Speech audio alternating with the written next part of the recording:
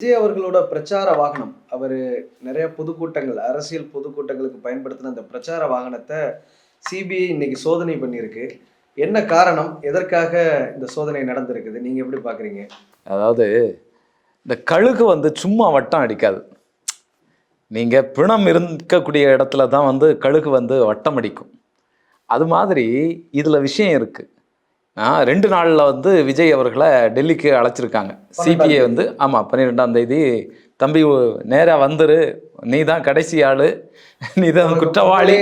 ஆமாம் ஆமாம் அதுக்கு முடிவுரை எழுதக்கூடிய ஒரு சூழல் உருவாகி இருக்கு. ஏன்னா ஏற்கனவே ஆதவ அர்ஜுனா, புஷி ஆனந்த், நிர்மல்குமார், மதியழகன், இந்த வாகன ஓட்டி இவர்கிட்டையும் விசாரிச்சிருக்கிறாங்க.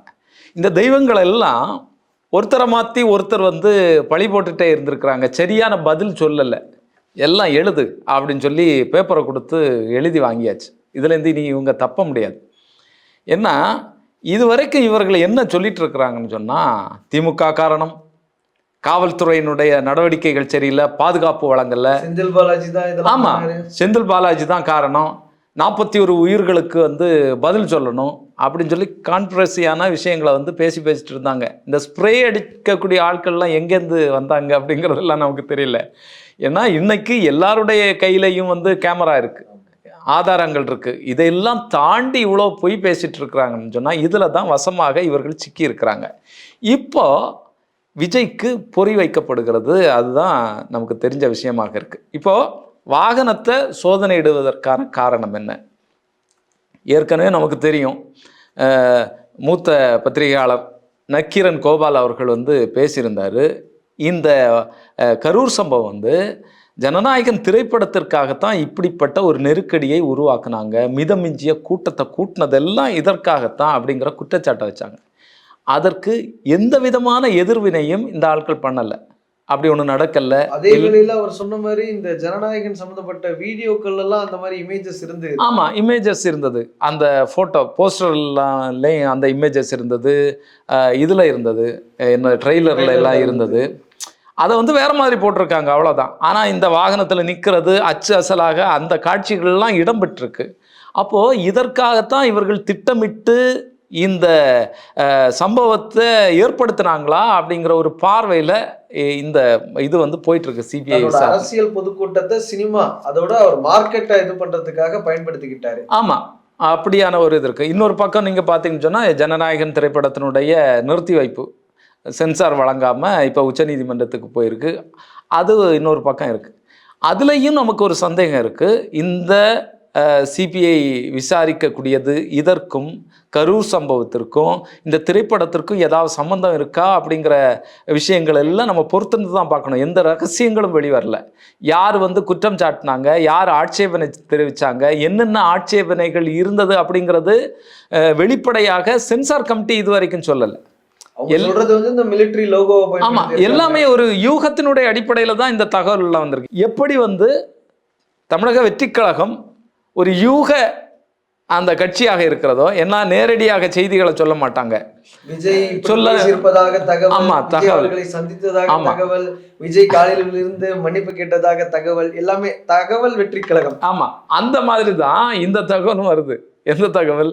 இந்த ஜனநாயகன் திரைப்படத்தினுடைய சென்சார் கமிட்டி இந்த விஷயங்களுக்காகத்தான் இதை சென்சார் வழங்கலை அப்படிங்கிற விஷயம். சரி, அது ஒரு பக்கம் இருக்கட்டும். இதுல இந்த வாகனத்துக்கு உள்ளால சிசிடிவி கேமராக்கள் இருந்திருக்கு, வாகனத்துக்கு வெளியில சிசிடிவி கேமராக்கள் இருந்தது.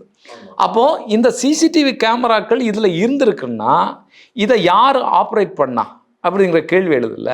இதை ஜனநாயகன் திரைப்படத்திற்காக இந்த காட்சிகள் பயன்படுத்துறதுக்காக இவர்கள் முயற்சி செய்தாங்கன்னா, திட்டமிட்டு இருந்தாங்கன்னு சொன்னா நிச்சயமாக படக்குழு இதுல இருந்திருக்கும்.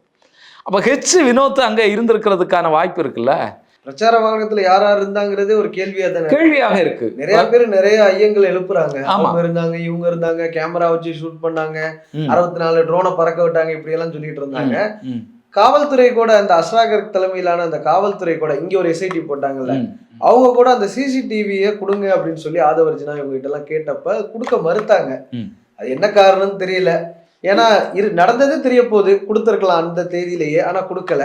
அப்படிங்கும்போது ஏதோ ஒரு விஷயம் இருக்கு தானே. இல்ல விஷயம் நமக்கு வேற ரகசியங்கள் எல்லாம் விட்டுருங்க. இப்போ உள்ளால வந்து படத்தினுடைய இயக்குனர் இருந்தாரு, கேமராமேன் இருந்தாரு, அங்க ஒரு டீம் இருந்து செயல்பட்டது அப்படிங்கிறதெல்லாம் விடுங்க. அங்க ஒரு மானிட்டர் வச்சிருந்திருப்பாங்க. எப்படியும் திரைப்பட விஷயத்தையே விட்டுருவோம்.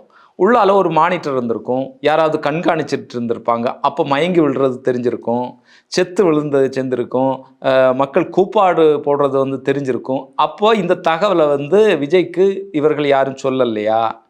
இன்னொன்று, சிபிஐ ஏற்கனவே கேள்வி கேட்டிருந்தாங்க. இந்த மக்கள் மயங்கி விழும்போது விஜய் அவர்கள் பாட்டில் தண்ணியை தூக்கி வீசுறார். வீசிட்டு மறுபடியும் அவருடைய பேச்சை தொடர்றார். அப்போ என்ன மனநிலை? இவருக்கு தெரியலையா, யாரும் சொல்லலையா, இல்லைன்னா பார்த்துட்டு இதை தவிர்க்கிறதுக்காக திரும்பி நின்று பேசினாரா அப்படிங்கிற கேள்விகள் இருக்குல்ல. பார்த்தும் பார்க்காத மாதிரி கடந்து போயிட்டாரா அப்படிங்கிறது. ஆமாம் அந்த மாதிரியான விஷயங்கள்லாம் இதுக்கெல்லாம் பதில் வந்து இப்போ கிடைக்கும். ஒன்று அவர்கிட்ட நேரடியாக விசாரிக்கிறது. இப்போ இந்த நேரம் நம்ம பேசிட்டு இருக்கக்கூடிய இந்த நேரம் இந்த வாகனத்தினுடைய டிரைவர், வாகன ஓட்டிகிட்டையும் வந்து கேள்விகள் கேட்டுட்ருக்குறாங்க. ஏற்கனவே இவர்கிட்ட கேட்டு இந்த கரூர் வேலுசாமிபுரத்துக்குள்ளால் இந்த வாகனத்தை கொண்டு போக சொன்னது யார் அப்படிங்கிற கேள்விகள் கேட்டிருக்கு. இவர் திணறின நேரம் ஆதவ அர்ஜுனா உள்ளால புகுந்து இல்லைன்னு சொல்லி மாற்றியெல்லாம் பேசினார். அப்போ தான் இவர்கிட்டையும் காகிதம் கொடுத்து எழுதி வாங்கியிருக்கிறாங்க. யார் சொன்னா, கட்டாயப்படுத்தினா என்ன? ஒரு வாகன ஓட்டிக்கு தெரியும் தானே, இவ்வளோ கூட்டம் நின்னாச்சுன்னு சொன்னால் ஏதாவது அசம்பாவிதங்கள் வரும் அப்படிங்கிறது இயல்பாகவே தெரியும். அது மட்டும் இல்லை, நம்ம வண்டி ஓட்டினாலே நார்மலாக பின்னாடி கண்ணாடியில் என்னென்ன யார் வர்றாங்க இது எல்லாமே பார்ப்போம். விஜய் பின்னாடி அத்தனை பேர் வர்றாங்க அப்படிங்கிறது விஜய்க்கு தெரியுதோ தெரியலையோ, விஜய்க்கு தெரிஞ்சிருக்கும், ஆனால் அவர் கண்டுக்காம விடுறாருன்னு வச்சுக்கலாம். டிரைவருக்கும் தெரிஞ்சிருக்கும் தானே, இத்தனை பேர் பின்தொடர்ந்து வர்றாங்க, ஏதாவது ஆக்சிடென்ட் ஆகிட போகுது, ஏதாவது நீங்கள் சொல்லுங்க அப்படிங்கிற ஒரு விஷயத்தையும் கூட அவர் சொல்லியிருக்கலாம்ல விஜய். இல்லை, நிச்சயமாக தெரிஞ்சிருக்கும், தெரியாதுன்னு இல்லை. அப்போ இந்த மொத்த டீமினுடைய எண்ணம் என்னதாக இருக்கு? வேற ஒன்றும் வேண்டாங்க. இத்தனை பேர் செத்துருக்கான், வந்து விழுந்திருக்காங்க, நம்ம கூட்டத்துக்கு வந்தவங்க. திமுகவே ஆள் வச்சு ஏதாவது பண்ணியிருக்கட்டும். நீங்கள் ஏர்போர்ட்டில் போகிறீங்க, உங்களை வந்து பத்திரிகையாளர்கள் கேட்குறாங்க, 30 பேர் செத்துட்டாங்க, உங்களுடைய பதில் என்னன்னு கேட்குறாங்க. நின்று ஒரு வருத்தமோ ஒரு கவலையோ தெரிவிக்காமல் போகிறீங்க. சரி, ஒரு பதட்டத்தில் போயிட்டீங்க. நீங்கள் சென்னையில் இறங்கின பிறகு அங்கே ஃபோட்டோ எடுக்கிறீங்க. அங்கே இருக்கக்கூடிய பலரோட நின்று ஃபோட்டோ எடுக்கக்கூடிய ஒரு இதெல்லாம் வெளியாச்சு. சரி, அதற்கு பிறகு 2 நாட்களுக்கு பிறகாவது நீங்கள் வருத்தம் தெரிவிச்சிருக்கணும்ல. இன்னைக்கு வரைக்கும் இந்த சம்பவத்திற்கு பொது வெளியில் அவர் வந்து வருத்தம் தெரிவிக்கலை. அவர் வந்து மடை மாத்துறாரு. இங்க இருந்து நான் எந்த தப்பும் பண்ணலப்பா, என்னை நம்புங்க, பண்ணது எல்லாமே திமுக தான்பா அப்படின்னு கை காட்டுறாரே தவிர, அவர் அரசியல் தலைவராக, ஒரு பொறுப்புள்ள தலைவராக அவர் எந்த பதிலையுமே அந்த வீடியோல சொல்லல. சிஎம் சார் பழி வாங்குறேன்னா என்ன பழி வாங்க, இந்த மாதிரி விஷயத்தை தான் சொல்றாரே தவிர, ஆமாங்க தப்போ ரைட்டோ அது நீதிமன்றம் சொல்லட்டும், அந்த இடத்துல நான் வந்த பொதுக்கூட்டத்தில் இப்படி நடந்திருக்கு, அதற்கு நான் தான் அந்த இடத்துல நின்றுருக்கணும், ஏதோ ஒரு இதில் நான் போயிட்டேன், மன்னிச்சிருங்க, 41 குடும்பத்துக்கிட்டே நான் மன்னிப்பு கேட்டுக்கிறேன், அந்த மாதிரி எந்த விஷயத்தையுமே அவர் சொல்லலாம். ஆமாம், இன்னைக்கு வரைக்கும் அதை வந்து பதிவு பண்ணவே இல்லை. அதை தான் மெயின்டைன் பண்ணிட்டு இருக்காங்க. அந்த கட்சியினரே அதைத்தான் வந்து தொடர்ந்து இது பண்ணிட்டு இருக்கிறாங்க. அந்த கட்சிக்காரர்கள் என்ன சொல்றாங்கன்னா, பரவாயில்ல ஒரு புள்ள தானே போயிடுச்சு, ஆனால் விஜய் நான் எவ்வளோ தூரம் பக்கத்துல இருந்து பார்த்துட்டேன்ல அப்படின்னு சொல்லும் போது விஜய் அதை அட்வான்டேஜாக தானே எடுத்துப்பாரு. இப்படி இல்லை, இது என்னன்னு சொன்னா, இது ஒரு ஒரு மூடத்தனமான விஷயங்களுக்குள்ளால தமிழ் சமூகம் போயிட்டு இருக்கிறதோ, இல்லைன்னா தமிழ் சமூகத்தினுடைய இன்னொரு மோசமான பகுதியை வந்து இப்போ நமக்கெல்லாம் தெரிய வருதோ அப்படிங்கிற கேள்விகளும் இதுக்கு பின்னால் இருக்குது. என்ன, இதற்கு முன்னால் நம்ம வந்து குறையாக சொல்லுவோம், நம்மளை வந்து மற்ற மாநிலத்தார்கள் வந்து தவறாக வந்து சொல்லுவாங்க. எந்த விஷயத்துலன்னா, அரசியல்வாதிகளை நீங்கள் எங்கேருந்து தேடுறீங்கன்னா திரைப்பட உலகத்துலேருந்து தேடுறீங்க அப்படிங்கிற குற்றச்சாட்டுகள் நம்மை நோக்கி வைக்கப்படுகிறது. ஆனால் தமிழ்நாட்டில் தான் இந்த சமூக பார்வையோட, சமூக பகுப்பாய்வோட மக்களுக்கு என்ன செய்யணும், என்ன விஷயங்களை இது பண்ணணும் அப்படிங்கிற ஒரு பார்வை இன்னைக்கு வரைக்கும் இந்தியாவினுடைய வல்லாதிக்கத்தை எதிர்த்து ஒரு ஆரிய மனப்பான்மையோட இங்கே எல்லாத்தையும் கொண்டு திணிக்கக்கூடிய அந்த மனப்பான்மையை எதிர்த்து போரிடக்கூடிய முக்கியமான மாநிலமாக தமிழகம் தான் இருக்கு. எமர்ஜென்சியை எதிர்த்த மாநிலம் தமிழ்நாடு. நிச்சயமாக எதிர்த்து வந்து பண்ணக்கூடிய மாநிலமாக தமிழ்நாடு தான் இருக்கு. இப்போ இதை எல்லாம் மடைமாற்றக்கூடிய, கண்மூடித்தனமாக ஒரு நடிகனை வந்து போற்றக்கூடிய, அவர் வந்துட்டா இங்கே எல்லாமே சொர்க்கபுரி ஆயிரும், இங்கே எல்லாமே எதுவுமே நடக்கலைங்கிற மாதிரியான, ஆமாம் இங்கே எதுவுமே நடக்கலை இன்னைக்கு வரைக்கும் அப்படிங்கிற மாதிரியான ஒரு பார்வையை உருவாக்கக்கூடியது இருக்குல்ல, இது மிக மிக ஆபத்தானது, அபத்தமானது. இதுக்கெல்லாம் சேர்த்து விஜய்க்கு ஆப்பு விழப்போகிறது. ஆனால் இதை இந்த சிபிஐ எப்படி கையாள போகிறதுங்கிறது மட்டுமல்ல, இதை எடுத்து கொண்டு போய் இதனுடைய பலனை யார் அறுவடை பண்ண போகிறாங்க அப்படிங்கிற முக்கியமான விஷயம் இருக்குது. ஏன்னா சிபிஐ நமக்கு தெரியும், இடி நமக்கு தெரியும், யாருடைய கைப்பாவையாக இன்னைக்கு இந்தியாவில் செயல்பட்டு கொண்டிருக்கு அப்படிங்கிறது தெரியும். அப்போ ஆமாம், இன்னைக்கு அதில் சென்சார் போர்டும் சேர்ந்துருக்கு.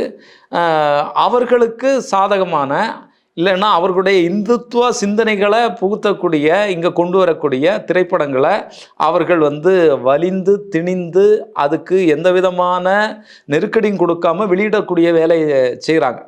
இன்னும் சொல்லப்போனால் அவர்களுடைய ஆசீர்வாதத்தோட பல திரைப்படங்கள் வந்துட்டுருக்கு. அது காஷ்மீர் ஃபைலாக இருந்தாலும் சரி, கேரளா இதாக இருந்தாலும் சரி, இன்னும் பல்வேறு திரைப்படங்கள். இன்னும் சொல்லப்போனால் உங்களுக்கு துரந்தர், அது மாதிரி கன்னடத்திலேருந்து வரக்கூடிய பல திரைப்படங்கள்.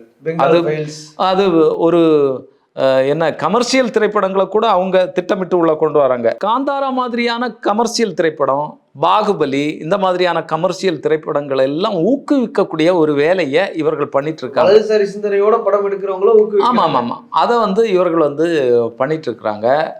இந்த நேரத்தில் தான் நமக்கு விஜய் அவர்களுடைய இந்த கரூர் சம்பவத்தை தொடர்ந்து விஜய்கிட்ட இந்த சிபிஐ விசாரணை, இதனுடைய போக்குகள் எப்படி போகுது, இதில் எப்படி மாட்டுவார் அப்படிங்கிறதெல்லாம் பார்க்க வேண்டியது இருக்குது. நிச்சயமாக இதில் டிரைவர் வாக்குமூலம் கொடுத்ததாலாம் நிறைய விஷயங்கள் சொல்கிறாங்க. ஏன்னா திருவி அவர்கிட்ட கேள்வியை கேட்டிருக்கிறாங்க. நீ தானே வண்டி இயக்குன, நீ வண்டி ஓட்டும் போது தானே 2 பேரும் இடிச்சிட்டு கீழே விழுந்தான், அதே மாதிரி பிரச்சார வாகனத்தை நீ தானே போலீஸ்காரங்க சொன்னதுக்கு அப்புறம் கொண்டு போய் நான் நிறுத்த வேண்டிய இடத்துல தான் நிறுத்துவேன்னு சொன்னது, இந்த மாதிரி கேள்விகள் கேட்டிருக்காங்க. அதனால அவர் விஜய்க்கு எதிராக வாக்குமூலம் கொடுத்ததா கூட செய்திகள்லாம் வருது. இல்லை, இப்போ நீங்கள் சிபிஐனுடைய இந்த ட்ரீட்மெண்ட்டே வேறு மாதிரி இருக்கும். அவங்க எல்லாத்தையும் பார்த்துட்டு வர்றது இல்லையா, அவங்களுக்கு தெரியும் யார்கிட்ட எப்படி உண்மையை வாங்கணும் அப்படிங்கிறது தெரியும். அவர்கள்ட்டேருந்து நிச்சயமாக மறைக்க முடியாது. இந்த உண்மையை எப்படி அவங்க பயன்படுத்துகிறாங்க அப்படிங்கிறது தான் இங்கே இருக்கக்கூடிய சிக்கலாக இருக்கும். 41 உயிர்களுக்கு நியாயம் கிடைச்சா ஓகே. ஆமாம், நீங்கள் பதில் சொல்லியே ஆகணும், ஏதாவது ஒரு பதில் சொல்லணும்ல. நீங்கள் எப்படி சொன்னாலும் சிக்கல். நீங்கள் இல்லை விஜய் என்கிட்ட சொல்லலைன்னு சொன்னால் அப்போ நீ தான் ஓட்டினியா அப்படிங்கிற கேள்வி வரும்ல. இவ்வளோ கூட்டத்தை பார்த்த பிறகு நீ உள்ளால் நோக்கி வண்டியை செலுத்தியிருக்கேன்னு சொன்னால் உன்னை வண்டியை உள்ளே கொண்டு போக சொன்னது யார்? ஆதவ அர்ஜுனா சொன்னாரா, இல்லை நான் விஜய் சொன்னாரா? நான் விஜய் சொல்கிறதுக்கு தான் வாய்ப்பு இருக்குது, பக்கத்தில் இருக்கிறது விஜய் தான். அப்போ விஜய் சொன்னாரான்னு கேட்கும்போது, அழுத்தி கேட்கும்போது நிச்சயமாக நான் தயங்கினேன், நமக்கு அங்கே தானே ஏதாவது மழுப்பி பேசியிருப்பார். அது தவிர்த்து எதுவும் பேசுறதுக்கு வாய்ப்பு இல்லை. இன்னொன்று, இந்த டிரைவர்கிட்ட பல கேள்விகள் கேட்கப்படும். இதை தாண்டி இந்த ஓட்டுனது மட்டும் இல்லைல்ல, உள்ளால என்னென்ன செட்டப் இருக்குது, யார் யார் இருந்தாங்க, மானிட்டரை பார்த்தது யார், இந்த திரைப்படம் சம்பந்தமாக ஏதாவது நபர்கள் இருந்தாங்களா, இல்லைன்னா இவர்கள் என்ன பேசுனாங்க, அப்படி உட்பட அத்தனை விஷயங்களும் இவர்கிட்ட கேட்கப்பட வாய்ப்பு இருக்கு. இவங்க பேசிட்டு இருக்கிறது நிச்சயமா இவருக்கு கேட்கும் தானே. அப்படி பல்வேறு விஷயங்கள் இருக்கு. அதனால இதுல விஜய் அவர்கள் தப்ப முடியாது அப்படிங்கிறது தான் நம்முடைய பார்வையாக இருக்கு. கைது செய்யப்படுவாரா இல்ல இது வெறும் விசாரணை? இல்ல, கேள்வியை கேட்டுட்டு அனுப்பிடுவாங்களா? இல்ல, கேள்வியை கேட்டுட்டு எஃப்ஐஆர் பதிவு பண்ணுவாங்க. ஏற்கனவே சென்னை உயர்நீதிமன்றம் அமைச்ச அந்த எஸ்ஐடி தான் வழக்கு பதிவு பண்ணாங்க. அவர்கள் தான் எஃப்ஐஆர்லாம் தாக்கல் பண்ணாங்க. அவங்க என்னென்ன எஃப்ஐஆரை பதிவு பண்ணியிருக்காங்களோ, யார் யார் மீது பதிவு பண்ணியிருக்கிறாங்க, அதனுடைய அடிப்படையில் தான் இந்த விசாரணை இப்போ போயிட்டுருக்கு. இந்த விசாரணை எல்லாம் முடிஞ்ச பிறகு, விஜய் உட்பட முடிஞ்ச பிறகு யாரை யாரை எக்ஸ்டெண்ட் பண்ணணும், இந்த எஃப்ஐஆரில் கூடுதலாக சேர்க்கணும் அப்படிங்கிறத சேர்த்து இவங்க என்ன பண்ணுவாங்க, இதனுடைய தலைமையாக இருக்கக்கூடிய ஓய்வு பெற்ற நீதிபதி அஜய் ரஸ்தோகி அவர்களுடைய கரங்களில் இவங்க ஒப்படைப்பாங்க. அதற்கு பிறகு இது சம்பந்தமான வாதங்கள் நடக்கும், கோர்ட்டில் தாக்கல் பண்ணுவாங்க, வாதங்கள் நடக்கும். அதில் தான் தெரியும். இதில் இவங்க விஜயினுடைய தரப்பு நினச்சது சிபிஐ இந்த வழக்கை எடுத்துட்டான்னா இழுத்தடிப்பாங்க, ரொம்ப காலம் ஆகும், கிடப்பில் போடப்பட்ட பல்வேறு வழக்குகள் இருக்குது, இல்லைன்னு இல்லை. ஆனால் இந்த வழக்கை, குறிப்பாக விஜய் அவர்கள் மீதான இந்த வழக்கை எதற்காக அமித்ஷா பயன்படுத்த போகிறாரு, பாஜக பயன்படுத்த போகிறது என்கிறத வச்சு தான் இதனுடைய முடிவுகள் அமையும். இதை நீட்டுவாங்களா, இல்லைன்னா குறுகிய காலத்திலே முடிப்பாங்களா, அதிரடியான ஏதாவது நடவடிக்கைகளை எடுப்பாங்களா அப்படிங்கிறது. சிபிஐ சிக்கின நிறைய பேர், அதாவது பாஜக ஆட்சியில் சிபிஐ வசம் மாட்டியவர்கள் நிறைய பேர் காங்கிரஸ்காரர்கள் இப்போ பிஜேபியில் தான் இருக்கிறாங்க. அசாம் முதலமைச்சர் ஹிமந்த பிஸ்வ சர்மாவாக இருக்கட்டும், மேற்கு வங்க எதிர்க்கட்சி தலைவர் சுவேந்து அதிகாரியா இருக்கட்டும், எல்லாருமே இப்ப பிஜேபியில சேர்ந்துட்டாங்க தங்களை காப்பாற்றிக் கொள்வதற்காக. விஜய் அந்த மாதிரி ஒரு கொக்கி போடுறாங்களோ, காப்பாத்திக்கிறதுக்கு எப்படி நம்ம கிட்ட வந்து சரண்டர் ஆயிருவாருன்னு. இல்லை, இதனுடைய போக்கு எப்படி ஆகும்னு தெரியல. நிச்சயமாக அதுல வந்து ஒரு அரசியல் அஜெண்டா வந்து இருக்கும், இல்லாம இருக்காது. ஏன்னா அவர்களுடைய வரலாறு எல்லாமே அதுதான். அதை வந்து நம்ம மறுத்து பேசுறதுக்கு இல்லை. அவங்க எப்படி எப்படி இந்த அரசாங்கத்தினுடைய அமைப்புகள் எல்லாத்தையும் பயன்படுத்திட்டு இருக்கிறாங்க அப்படிங்கிறதெல்லாம் நம்ம பார்த்துட்டு தானே இருக்கோம். அதனால நிச்சயமாக விஜய் அவர்களை கொக்கி போடுறதுக்கான வேலையை தான் அவர்கள் செய்திருக்கிறார்கள். எப்படி பயன்படுத்த போகிறார்கள் அப்படிங்கிறதெல்லாம் நம்ம பொறுத்திருந்து தான் பார்க்க வேண்டியது இருக்குது. பார்ப்போம்.